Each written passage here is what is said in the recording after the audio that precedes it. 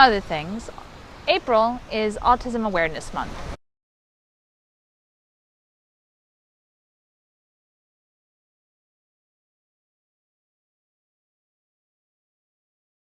As a teacher, I've worked with several autistic students, and so this is an issue that is really important to me. I think everyone should really be more aware of what autism is. Up until May of 2013, autism had several distinct subsets, the most common of which were autism disorder, Asperger's syndrome, and pervasive developmental disorder.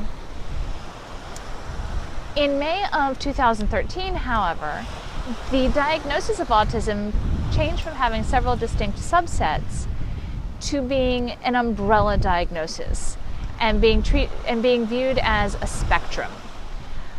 This spectrum has, as you would imagine, levels of severity, and a person's autistic diagnosis falls somewhere within it, from either a low functioning all the way up to a high functioning diagnosis. A person who is diagnosed as autistic but is high functioning can usually function perfectly well in society. They just have a very unique take on the world around them.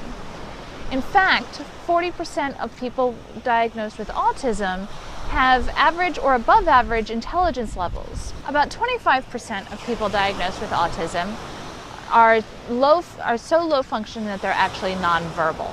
A lot of research is being done to figure out what causes autism in an effort to hopefully prevent autism from developing in the first place, but also to help people understand how to best support people with an autistic diagnosis. There have been some correlations between certain genetic mutations and the onset of autism. Environmental stressors could also add to this, which is an additional reason why doctors are saying that women who are trying to get pregnant or are pregnant should take prenatal vitamins high in folic acid. There are several organizations that help with autistic research, one of which is Autism Speaks. And Autism Speaks runs a series of walks in order to raise money for research. They also are behind the Light It Up Blue campaign that happened on April 2nd, where several famous landmarks were illuminated with blue light in order to help bring awareness to autism. Often, people with autism have high abilities in certain areas.